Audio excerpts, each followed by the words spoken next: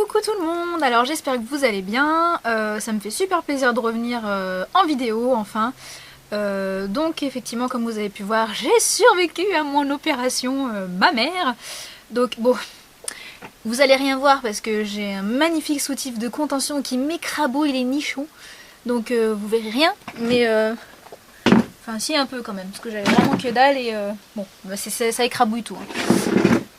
Donc, pour celles qui n'étaient pas au courant, je me suis fait donc une augmentation mammaire puisque j'avais un tout petit bonnet A et je suis passée logiquement, si tout va bien, parce qu'en fait j'en sais rien, il m'a dit ça, mais tant que je pourrais pas mettre des soutifs normaux, je me rendrais pas compte.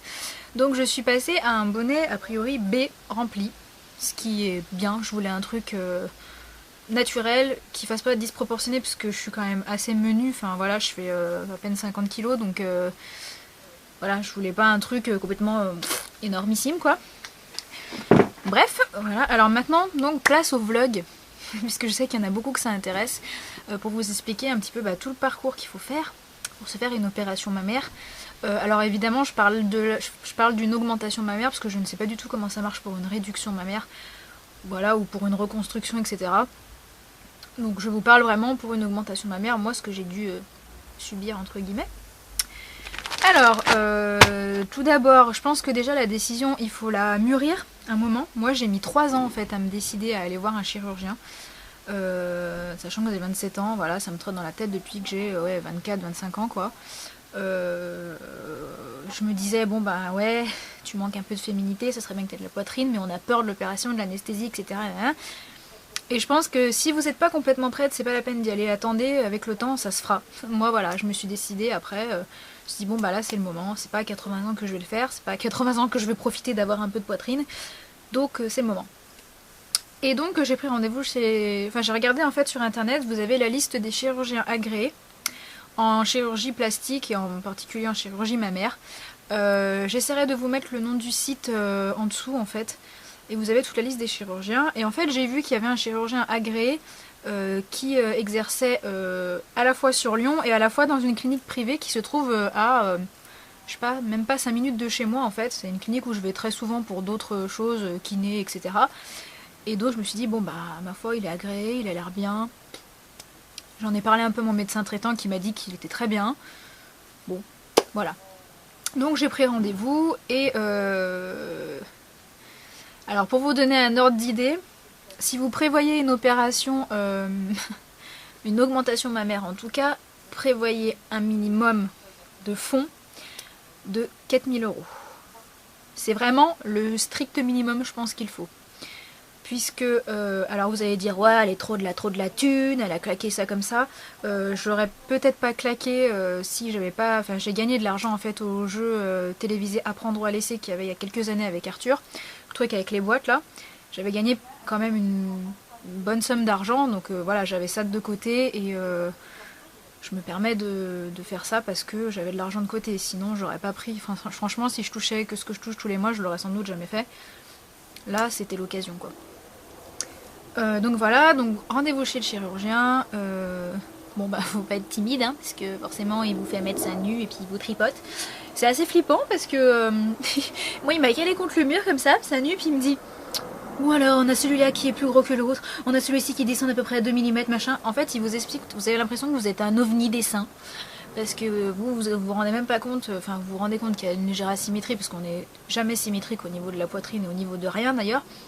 Mais là, il vous dit, ah, il est un petit peu là, il fait un peu ça, il fait un peu ci. Et puis, putain, mais comment il fait pour voir ça? Je vois rien, moi. Enfin, bref. Donc, il fait. Par contre, le chirurgien chez lequel j'ai été était vraiment très bien. Il m'a super bien expliqué comment ça fonctionnait l'opération. Il m'a rassuré sur plein de choses en me disant, de toute façon, voilà, vous avez peur de l'anesthésie ou quoi que ce soit, mais en même temps, vous prenez l'avion demain, vous pouvez vous cracher, vous traversez la rue, vous pouvez vous prendre une bagnole dans la gueule. Et il a raison. Mais là, effectivement, pour moi, faire une anesthésie générale et tout, c'était un peu provoquer le truc, mais bon. Je me suis dit, allez, passe outre. Maintenant, c'est quand même des choses qu'ils font régulièrement, donc voilà. Alors, le prix de la consultation, non remboursé, bien entendu, puisque tout ce dont je vais vous parler, il y a très peu de choses qui sont remboursées, forcément. Donc, le prix de la consultation, j'ai payé 80 €. Pan! Certes, il m'a gardé une bonne heure, parce qu'il m'a bien regardé, etc. Et puis il m'a bien expliqué en détail, répondu à mes questions et tout. Mais 80 €, ça fait un peu mal au cul. Mais bon, pas grave. Alors, au niveau de l'opération, donc je vais vous expliquer un petit peu comment ça fonctionne, enfin ce qu'il m'a expliqué en tout cas.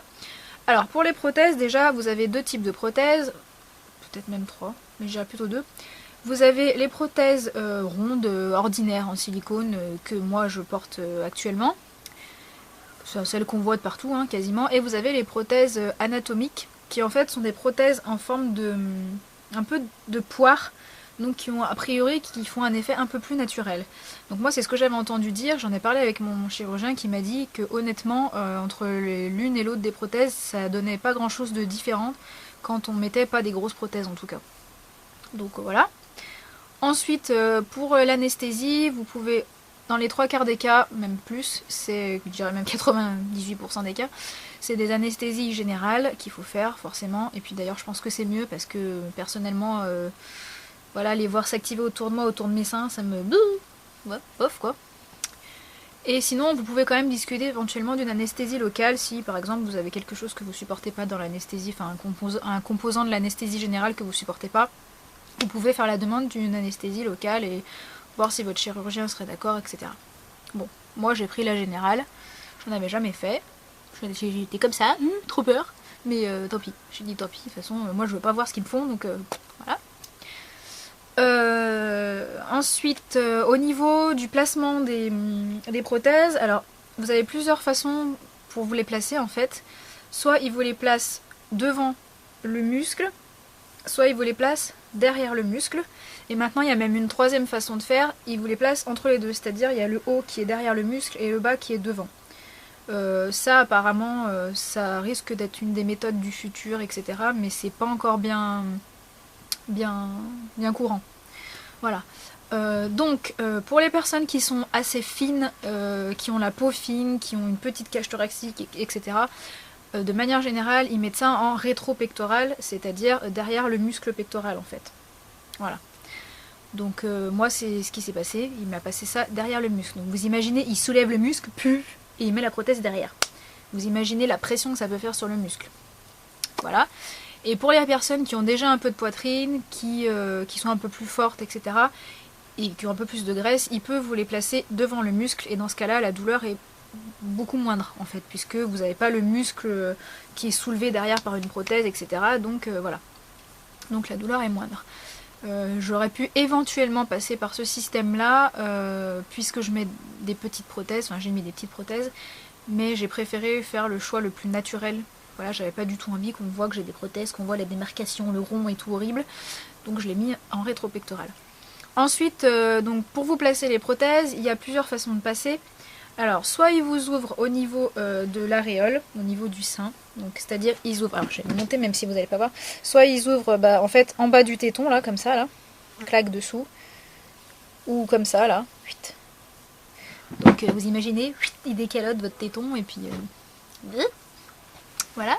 Soit ils ouvrent sous l'aisselle ici en fait, voilà, pour passer votre prothèse. Soit ils ouvrent en dessous du sein ici. Voilà. Donc moi j'avoue qu'avant je craignais, je me disais oh mon dieu, si jamais il choisit de m'ouvrir à l'aréole, je vais mourir. Parce que je me dis mais quand même un téton c'est hyper sensible. Donc d'imaginer ça, ça me dégoûtait. Et bien sûr le mien il ouvrait là. Donc voilà, j'ai dit vous êtes sûr, on peut pas faire autrement. Il m'a dit non franchement quand vous faites une cicatrice sous le bras, ça se voit parce que quand vous mettez un débardeur, il y a quand même une petite cicatrice, même si la cicatrice n'est pas non plus mirobolante, enfin à part les premiers temps où elle se voit un petit peu, après elle s'estompe c'est sûr. Mais il m'a dit moi j'aime pas les placer par là, et en dessous du sein, il dit forcément quand vous vous mettez toute nue, ou avec un soutif des fois ou quoi que ce soit, on arrive toujours à voir la cicatrice, ça fait vraiment opération mammaire, alors qu'il me dit au téton, sincèrement, on arrive à quasiment à avoir rien comme cicatrice, quoi. Donc bon, je m'y suis pliée. Sachant qu'il m'a fait un peu flipper parce qu'il vous mesure l'aréole et puis il m'a dit « Oh, elle est un peu petite la vôtre, j'espère que ça va passer. » Et là tu te dis « Oh putain, si ça passe pas et qu'il m'a charcuté pour rien, je le tue !» Bref. Voilà. Je pense que c'est un petit peu tout pour les méthodes de placement. Oui, quoi vous dire de plus? Pour celles qui se posent des questions pour l'allaitement, après ce que j'ai compris, ça pose pas de problème quand c'est placé derrière le muscle. Par contre, je crois que c'est un peu plus compliqué quand c'est devant le muscle. Mais c'est juste une bribe que j'ai entendue. Je me suis pas plus intéressée que ça parce qu'en fait, moi, je ne compte pas allaiter. Je compte donner le biberon. Donc voilà, après, c'est mon choix. Voilà. Mais bon, donc du coup, je ne me suis pas trop posé la question plus que ça en vérité. Donc voilà. Ensuite, forcément, vous avez un questionnaire de consentement, savoir si vous êtes d'accord pour l'opération bidule. Ça, on s'en fout, à la limite, c'est pas très grave. Mais avant l'opération, bien entendu, vous avez 50 000 examens à faire, sinon c'est pas drôle. Donc, il faut faire... Je me suis dit, quand il a commencé à salir, je me suis dit, mais il va s'arrêter où, là? Donc vous avez une prise de sang qui est chargée, mais il y a une liste comme ça, à peu près. Vous avez une analyse d'urine. Alors sur le coup, j'ai dit, attends, urine, sein, je vois pas trop. Et en fait, effectivement, oui, s'il y a un foyer infectieux quelque part dans le corps et qu'il faut le traiter après avec des antibiotiques ou quoi que ce soit, enfin voilà, il faudrait pas que même les bactéries se promènent dans le corps, enfin voilà, donc voilà. Ensuite, vous avez un bilan dentaire. Et oui, puisque on sait que les dents, c'est très fortement relié à tout ce qui est cardiaque, etc. Donc je pense que c'est aussi pour ça, et puis aussi parce que s'il y a des foyers infectieux, etc., avec des caries ou des trucs comme ça, et que ça descend après, c'est pas top, quoi, si vous avez des plaies ou quoi que ce soit. Donc voilà. Et ensuite, vous avez une échographie mammaire. Alors, je sais pas s'ils font une mammographie pour les plus de 30 ans. Je sais que pour les moins de 30 ans, de toute façon, on n'a pas le droit de faire une mammographie puisque c'est cancéreux. Les rayons sont cancéreux, donc on est obligé de faire des échographies mammaires. Enfin bref. Donc vous avez ces 4 choses-là, plus bien entendu le rendez-vous chez l'anesthésiste, où il faut lui ramener tout ça. Et on vous demande, bien entendu, d'acheter des bas de contention et un soutif de contention dont je vous parlerai tout à l'heure. Donc, me voilà partie pour faire mes examens. Donc le bilan dentaire, c'est pas compliqué, hein, vous y allez, voilà, il vous regarde vos dents, quoi. En fait, c'est une consultation toute conne chez le dentiste. Hein, il vous regarde vos caries, machin bidule, ça prend 2 minutes. Et moi perso, j'avais rien, trop cool. Ça m'a fait faire une révision dentaire en passage. Et ça, c'est remboursé. Donc c'est pris en charge par votre mutuelle, votre sécu, enfin voilà, tout ça, le dentiste est remboursé, même si c'est écrit en gros sur chaque ordonnance que vous a donné le chirurgien, que cet acte n'est pas remboursé. Oui, mais ça si, parce que le dentiste est remboursé, donc voilà. Ensuite, pour ce qui est de l'échographie mammaire, moi je me suis débrouillée en fait pour me la faire prescrire par mon médecin traitant, pour qu'elle soit remboursée. Parce que je me suis dit, ma foi, on va profiter un petit peu du système pour une fois. Et voilà, plutôt que de la payer, je l'ai fait prescrire par mon médecin traitant et du coup j'ai eu une échographie remboursée, quoi. Donc échographie mammaire, je pense que vous savez toutes ce que c'est qu'une échographie, enfin peut-être pas les plus jeunes si jamais il y en a qui me suivent, donc j'explique. En gros, on vous colle un gel tout frais sur les seins et puis on vous passe une espèce de... Comment je pourrais dire? Un espèce d'appareil échographie, quoi, on vous passe dessus, ça fait pas mal du tout, hein. Et on voit un peu comment, si vous n'avez pas de kyste au sein, si vous n'avez pas de cancer, etc. Bon moi j'avais les seins nickel, donc tant mieux. Ça m'a fait une révision aussi.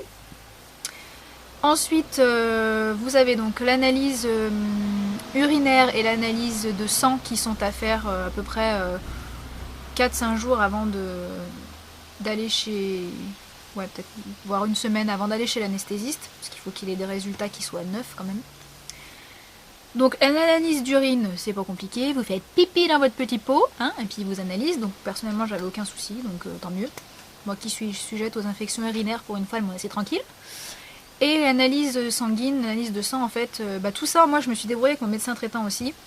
Je lui ai fait prescrire, voilà, donc du coup, moi quasiment tout a été remboursé en fait au niveau des frais annexes, quoi, on va dire. Et l'analyse de sang, vous avez forcément votre groupe sanguin que moi je connaissais pas parce que j'ai jamais été opérée. Et puis vous avez tout ce qui est nécessaire, voilà. Après bon, ils m'ont pris quand même 5 tubes, hein. Donc ça fait un peu bizarre de tiens, elle va me vider la dame, voilà. Donc elle m'a pris 5 tubes, voilà. Puis après, pour connaître votre groupe sanguin vraiment, il faut y retourner le lendemain, il vous reprend un tube pour vérifier, enfin bref. Voilà. Donc avec tout ça, je me suis rendue donc chez mon anesthésiste, qui m'a fait remplir un questionnaire auparavant où j'expliquais si j'avais des allergies, etc. Enfin bref, il vous pose des questions à la con. Bon, en même temps, ils prennent 2 secondes pour analyser votre questionnaire, donc je me dis, voilà quoi, c'est vite fait. Et donc il m'a dit, non, faut pas vous inquiéter pour l'anesthésie, ça se passera bien, machin, bidule, ok. Bon, alors, arrive le moment où je vais vous dire combien ça coûte, puisque là nous allons bientôt arriver au moment de l'opération. Donc moi, en fait, j'avais un forfait de la clinique, en fait, où c'est très peu cher. Les prix vont augmenter l'année prochaine, donc je suis passée à temps. Où en fait, l'acte de chirurgie, l'anesthésie et une seule nuit de passer là-bas, ça coûtait 3600 €. Voilà. Sachant que sur Lyon, par exemple, vous pouvez rajouter 1000 à 2000 € de plus. C'est très con, mais voilà. Donc moi, j'ai la chance d'avoir... voilà, je me suis fait opérer à un endroit où c'était pas très cher du tout. Et pourtant, c'est le même chirurgien qui me disait, bah vous savez, quand j'opère sur Lyon, c'est voilà, il y a au moins 2000 € de plus, quoi. C'est très con, hein, mais voilà. Donc tant mieux, hein, on va pas se plaindre. Donc ensuite arrive le fameux jour de l'opération où vous devez donc la veille vous laver de la tête aux pieds. J'ai bien dit de la tête aux pieds, c'est-à-dire même les cheveux, hein, à la bétadine, ce fameux savon un peu orange là, rouge orangé là, qui est un savon lavant antiseptique. Donc voilà, vous vous frottez la tronche à la bétadine, les cheveux et tout, le soir juste avant l'opération. Et aussi le lendemain matin, puisque moi je suis rentrée en fait le mardi à 11 h. Donc le lundi soir je me suis lavée à la bétadine et le matin aussi. Voilà. Alors, petite parenthèse, la bétadine c'est un miracle sur les boutons, puisque ça m'a désinfecté tous les boutons. J'en ai plus qu'un en fait qui est resté, qui a un peu persisté, mais j'en avais 50 000, j'en ai plus. Donc je pense que je vais adopter la technique lavage à la bétadine une fois par semaine, si jamais je reprends des boutons, je sais pas, parce que ça a été miraculeux. Bref, passons. Donc vous rentrez à la clinique, donc vous devez être, enfin moi en tout cas, je devais être à jeun depuis le matin 7h30, sachant que je suis rentrée à 11 h et que je me suis fait opérer à 1h30. Donc voilà, on vous demande d'enlever votre vernis à ongles, etc. sur les ongles. On m'a pas demandé de les couper, moi. Donc voilà, on enlève le vernis pour qu'ils voient en fait la couleur de l'ongle, s'il devient pas bleu ou etc. quand ils vous opèrent. Parce que c'est signe d'un manque d'oxygène ou des choses comme ça, donc voilà.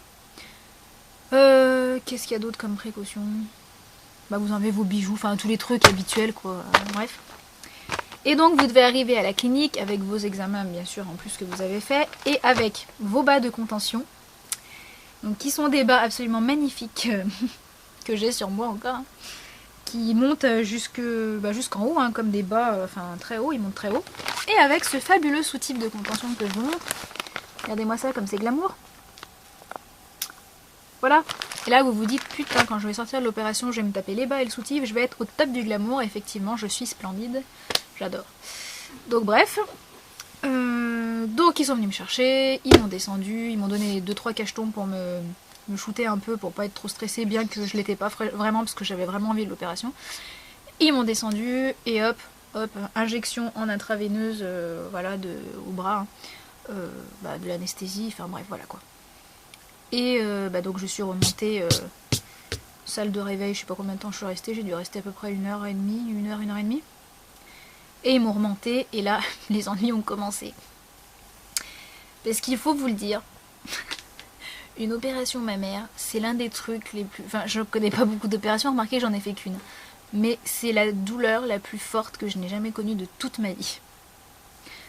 Sans vous mentir. En plus, vous savez que vous ne restez qu'une nuit, et que le lendemain matin, vous devez vous barrer. Et vous vous dites, c'est pas possible.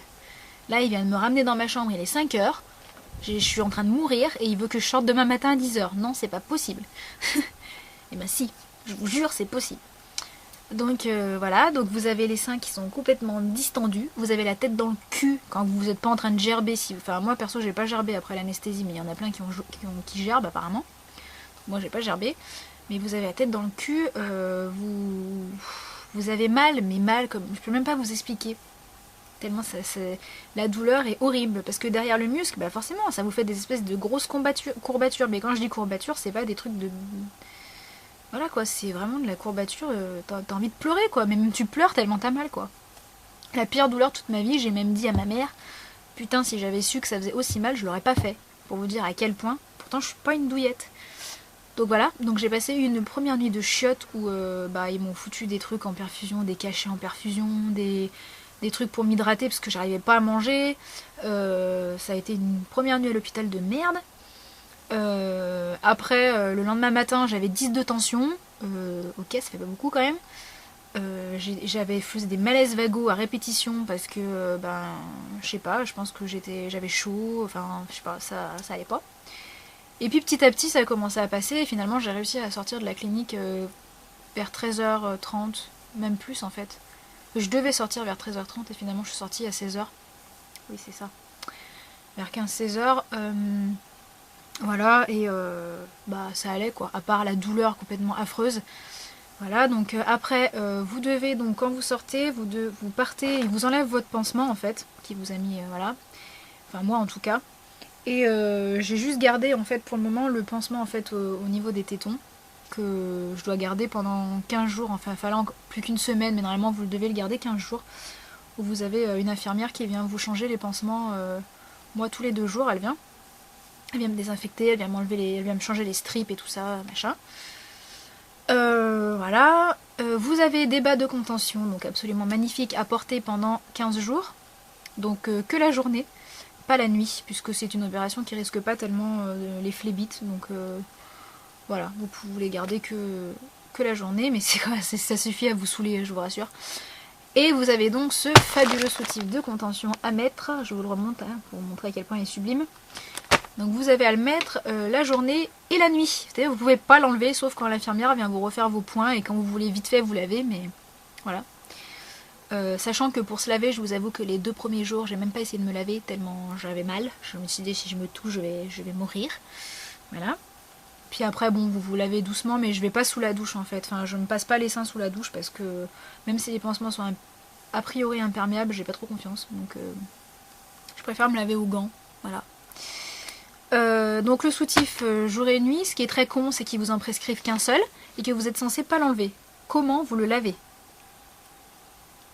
J'adore la logique des médecins, super.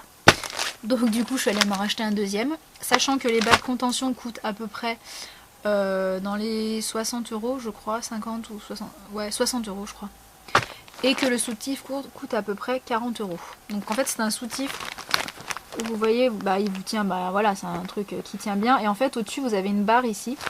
C'est pour faire descendre vos prothèses, parce qu'en fait, quand ils vous les placent, elles sont toujours assez hautes. Et si vous les faites pas descendre, elles ont tendance à remonter. Donc si c'est pour vous retrouver avec des seins sous la gorge, ça sert un peu à rien. Voilà. Alors, donc moi, quand je suis rentrée chez moi, ça a été très difficile. J'étais super mal, j'ai fait des réactions un peu à l'anesthésie, je suis partie, j'ai déliré en fait. Il y a une nuit où j'ai déliré, j'avais l'impression que j'avais la bouche qui pendait, je bavais, j'avais un œil là, enfin j'avais l'impression d'être complètement difforme, ça m'a fait bien paniquer. Si bien que du coup je suis obligée de dormir dans la chambre de ma maman, pour vous dire. Puis de toute façon j'ai pas trop le choix, parce que je vois pas comment font les gens qui sont tout seuls chez eux. Parce qu'on peut pas se lever tout seul de son lit, on peut pas se coucher tout seul non plus. Donc on est obligé de vous soulever et de vous descendre parce que le mouvement est très douloureux. Donc maintenant ça va mieux, mais les premiers temps c'est extrêmement douloureux. Donc je vois pas comment on peut faire tout seul. Bref, passons. Et donc je me disais, mon Dieu, mais je vais jamais, la douleur ne passera jamais. Je pense que je vais mourir. Et en fait, impressionnant comme ça passe du jour au lendemain ou même de l'heure à l'autre heure, quoi. C'est-à-dire que j'ai eu très très mal pendant 2 jours. Mais alors par contre, après, plus rien. C'est-à-dire j'ai arrêté les cachets, voilà, au bout de 2 jours je prenais plus rien. J'ai juste maintenant une sensation de tension, un petit peu, parce que forcément les seins sont un petit peu gonflés, sachant que les prothèses se mettent en place, enfin la vraie forme que vous aurez de votre poitrine, c'est réellement au bout de entre 6 mois et 1 an, même plutôt 1 an. Donc voilà, les prothèses elles bougent, elles se mettent en place, etc. Donc là, en 2 jours, je vois, elles ont vachement bougé, quoi. Elles étaient assez hautes, et là, avec le soutif, ça les a bien fait descendre déjà. Enfin, voilà, ça bouge vraiment. Voilà, ça se met en place, et voilà. Après, j'ai eu la chance d'avoir un chirurgien qui n'est pas un boucher. Donc j'ai eu un pauvre petit hématome à la con sur le côté, en fait, sachant qu'il m'avait prescrit de l'arnica en gélule avant. Donc voilà, puis je continue à en prendre après. Vous savez, l'homéopathie, l'arnica montana, là, ça marche super bien. J'ai vraiment la poitrine qui est super jolie, enfin je veux dire j'ai pas, je suis pas bleue, je suis pas démateuse, j'ai pas de... Voilà, j'ai une poitrine quasiment normale, excepté que voilà, les bouts sont un peu... il y a les cicatrices pour l'instant, il y a encore des points, etc. Ah oui, au niveau des points. Au niveau du téton, moi j'ai des points qui sont résorbables. Donc par contre j'ai juste un tout petit point qui sort qu'il faudra qu'elle coupe. Mais sinon j'ai des points résorbables, donc bon, c'est cool. Ça va juste me gratter quand ça cicatrise, mais sinon c'est tout quoi. Voilà, je sais plus si je vous l'ai dit. Non, le soutif donc est à garder 6 semaines. Donc vous avez 3 semaines de soutif de contention jour et nuit. Et vous avez 3 semaines après où vous le gardez que la journée et le soir vous pouvez l'enlever. Voilà, donc j'ai encore 5 semaines quasiment à me taper avec. Ouh, je suis ravie, c'est pas grave. Donc les points apparemment s'en vont au bout de 15 jours, donc encore une semaine à peu près moi. Quoi vous dire de plus?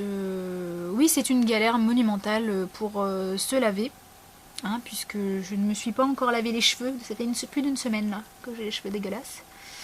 Et en plus qui sont remplis de bétadine et tout, hein, parce que j'ai pas pu, parce que je peux pas me mettre la tête sous l'eau parce que je voulais pas tout mouiller, et parce que j'avais du mal un peu avec le mouvement à l'arrière en fait pour pouvoir me faire laver les cheveux par quelqu'un, ou même le mouvement à l'avant, c'était un peu chiant. Maintenant ça va mieux, puis on a trouvé un système avec ma mère pour me caler comme un espèce de truc de coiffeur pour pouvoir me les laver. Donc ce soir normalement j'ai les cheveux propres. Voilà. Bah écoutez, là j'ai rendez-vous maintenant mercredi, donc à une semaine en fait de l'opération. Enfin 8 jours de l'opération exactement. Donc je pense qu'il va regarder un peu comment ça se passe, etc. Après je crois que j'ai rendez-vous 1 mois plus tard, puis après 3 mois, puis après 6 mois, puis après 1 an, enfin voilà, comme les opérations habituelles quoi. Donc voilà, je pense que je vous ferai un petit vlog rapide mercredi ou jeudi après que je sois allée chez mon chirurgien pour voir ce qu'il a dit, je vous dirai ce qu'il m'a dit quoi. Mais voilà, maintenant bah, si vous avez des questions, bah, n'hésitez pas à me les poser parce qu'il y a peut-être des choses que j'ai oublié de raconter, même sans doute parce que c'est long. Voilà. Ah bah oui, la taille de mes prothèses, parce que je vous ai dit que je faisais un B, mais en fait c'est des prothèses qui font 240 cc. Donc voilà. Ça vous parle sans doute pas du tout, mais je vous le dis quand même, voilà, c'est des 240 cc les miennes. Bon, bah je crois que j'ai à peu près tout dit.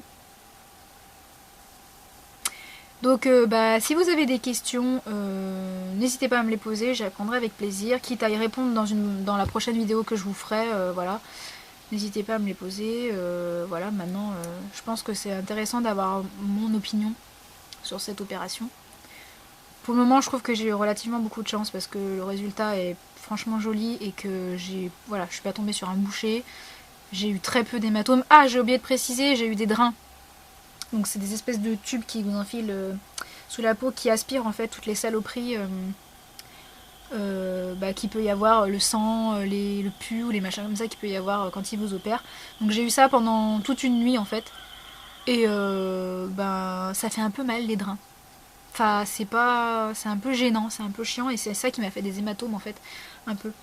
Mais bon, voilà. Quand ils vous les enlèvent, vous avez juste l'impression qu'ils vous arrachent un bout de vous-même, mais bon, c'est supportable. Donc voilà, donc non, ce n'est pas forcément comme dans tous les reportages qu'on a pu voir, c'est-à-dire où vous voyez les nanas qui, quand elles sortent de l'opération, partent se promener et font la Java. Non, je vous assure que le lendemain de l'opération ou le surlendemain, vous faites pas la Java, vous avez envie de pleurer et de vous taper la tête contre les murs.